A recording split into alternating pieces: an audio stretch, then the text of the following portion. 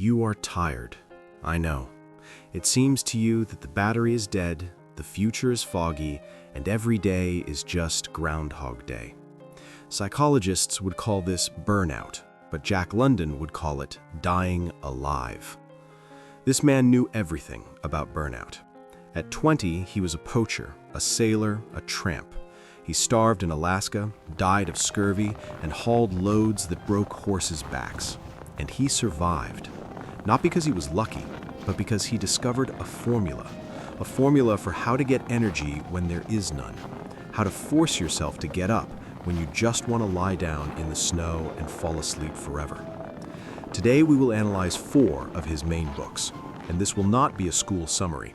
We will crack open the plots of these books like a tin can with a knife to get a survival instruction manual out of there.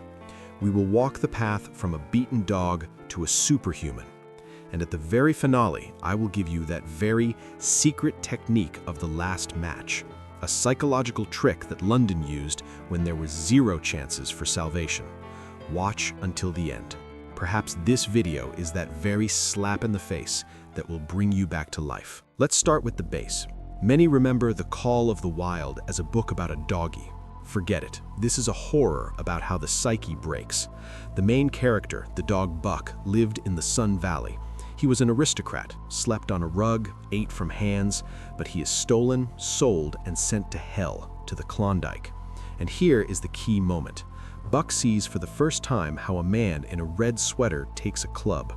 Buck growls, lunges at him, and receives a blow that turns the light out of his eyes. He gets up, another blow. He gets up, another blow. At this moment, the houseboy dies. Buck understands the terrible truth that London called the law of Club and Fang. There is no justice here. There is no pity here. If you fall, you will be finished off. To survive, Buck learns to steal food, fight to the death, and sleep under the snow. The primal beast wakes up in him. And in the novel White Fang, London shows the reverse process. A wild wolf who knows only hatred ends up with a man named Weedon Scott. The wolf waits for a blow, he snarls, but receives a caress, and this caress breaks him more than a club. He learns to love. Jack London himself went through a lot. At 15, he was an oyster pirate, stealing oysters from private farms. He fought with patrolmen, risked his life in storms, and saw how people turn into beasts for the sake of profit. He understood the world is not always fair, and sometimes you need to know how to bite. Our reality is such that your man in the red sweater is the toxic labor market, layoffs, and algorithms that don't give a damn about your sensitive nature. If you go out into the world with the psychology of a house doggy, you will be eaten. Tool number 1, the switch principle. London teaches us it is not the strongest who survives, the most flexible survives. Most people break because they are the same everywhere. They are eternal victims or eternal aggressors. London's cheat code: control your inner beast. When you are at work, in a crisis, when you are being pressured, remember Buck and the man in the red sweater. Turn off emotions. Turn on cold calculation and hardness. But when you come home, you are obliged to turn on White Fang. You are obliged to remember what love and warmth are. If you mix up the modes, gnaw throats at home or cry at negotiations, you will perish. Okay, you've grown fangs, you are ready to fight. But what if you simply have no strength? You are lying on the couch, you understand everything, but your body weighs a ton. Where to get energy? The answer is in the next book, and this answer will make you sweat. Meet Kit Bellew, our contemporary. He's an artist and journalist from San Francisco. He sits in a cozy editorial office, drinks coffee, but feels like an old man. He's bored, food is tasteless, women do not bring joy. This is classic apathy. His uncle argues with him, and Kit goes to Alaska just to look. And here, the transformation begins. At first, he's a laughingstock. He cannot walk even a mile. His backpack cuts his shoulders to blood. He falls into the mud. He curses the day he left. The local tough guys gave him the nickname Smoke, Little Smoke, because they thought he would dissipate at the first wind. But Kit didn't leave. He began to endure. And a month later, he notices a strange thing. He carries 50 kilograms of cargo on himself, goes uphill, eats tough bear meat, and he's happy. He suddenly realizes that he has never felt so alive. London describes this with a brilliant phrase. He felt the taste of meat. When Jack London himself went to the Klondike, he and his partners carried almost a ton of gear over the Chilkoot Pass. He did this manually, making dozens of trips up and down the icy stairs. It was there that he realized that the body is a source of colossal strength that we do not even suspect while sitting in armchairs. Tool number 2, muscle joy therapy. Here is the harsh truth from Jack London. You are not tired from work, you are tired from comfort. Your body is created for hunting and battle, but you keep it in a cage of drywall. Your brain doesn't produce dopamine because it doesn't see real obstacles. Want to remove apathy? Stop treating it with TV shows. Go to the gym. Go on a hike. Start doing renovations with your own hands. Smoke Bellew proved action heals the brain. Energy comes only during the expenditure of energy. It is paradoxical, but a fact.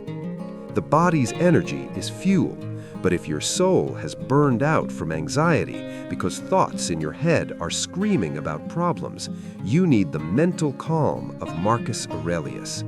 If you're interested in how to maintain steely calm in the chaos surrounding you, go to the video at the link in the description. So, we brought our body into tone, but here, a deadly trap awaits us.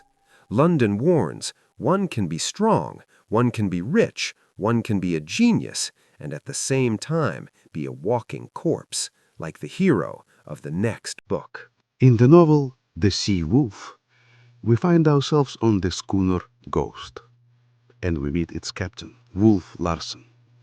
This is perhaps London's scariest character. Imagine a Viking with the brain of a university professor. Larsen bends horseshoes with his hands and quotes Darwin and Spencer. He is an absolute materialist. He tells the main hero, Humphrey, life is a yeast. One fermentation devours another. The strong eat the weak. That is the whole point. It would seem he is the ideal survivalist. He has no pity, no conscience, only pure intellect and strength. But look at what happens to him. Larsen is lonely. Everyone hates him, both the crew and enemies. And the scariest thing, his own body betrays him. From monstrous tension and anger, he is overcome by terrible headaches. He goes blind. He becomes paralyzed. His powerful intellect, devoid of love and morality, simply devoured him from the inside. He died in agony, abandoned by everyone. Jack London was himself obsessed with self-education. He read for 19 hours a day, trying to catch up on what he missed in school. But at some moment, he realized that dry facts and cold atheism were turning him into a cynic. He intentionally sought out people and meanings so as not to become the same lone wolf as his hero. Tool number 3. Anchor of humanity.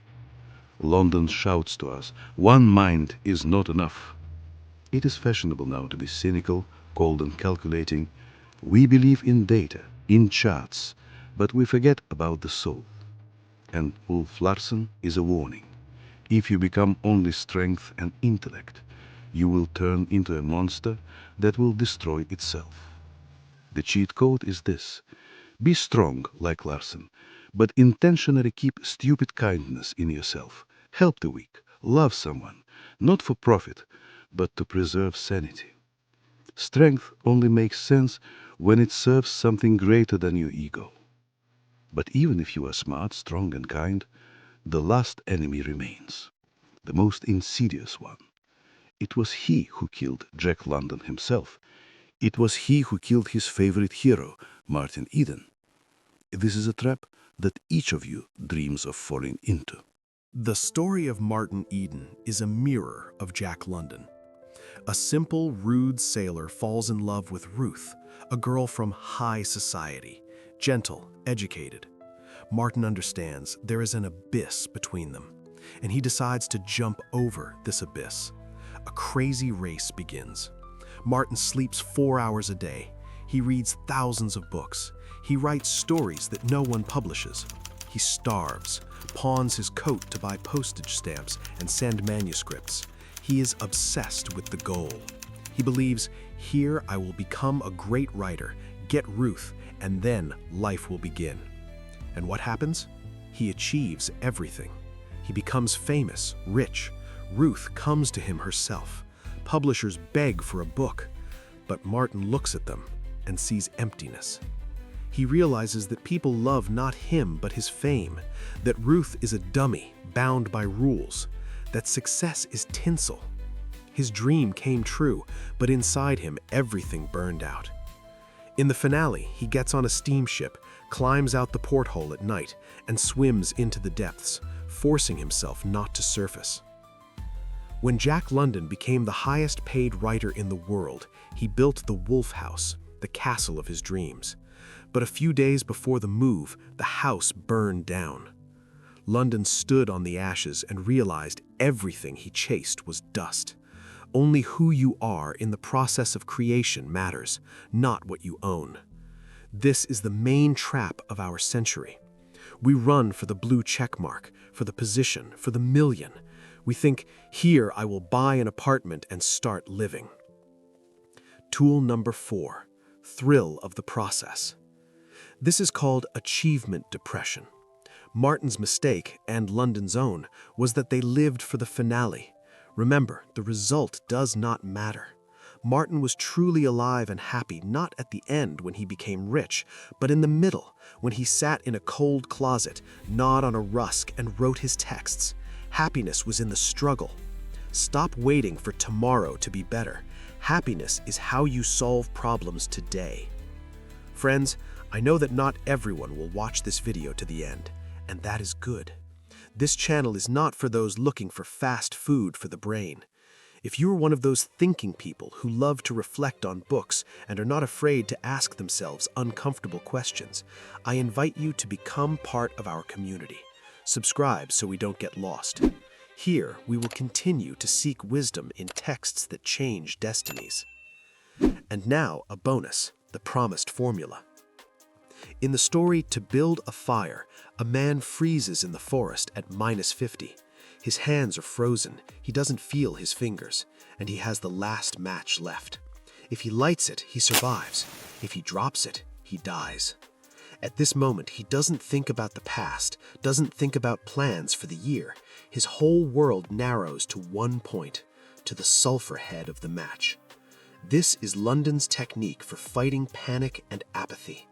When a heap of problems falls on you, deaths, divorce, deadlines, the brain panics from the scale. Do the match focus. Forget about tomorrow. Forget about in a month. They do not exist. Squeeze all your attention into one simple action that you can do right now. Stand up, make a call, write one sentence, light this one match. Only in this way can the white silence be defeated. And in the next video, we will open another forbidden door of our psyche. I am already preparing an analysis of texts that work like shock therapy. They are unpleasant, they tear off masks, but it is they that give the keys to reality which is hidden from us. If you like my format, don't forget to subscribe and like. Bye, everyone.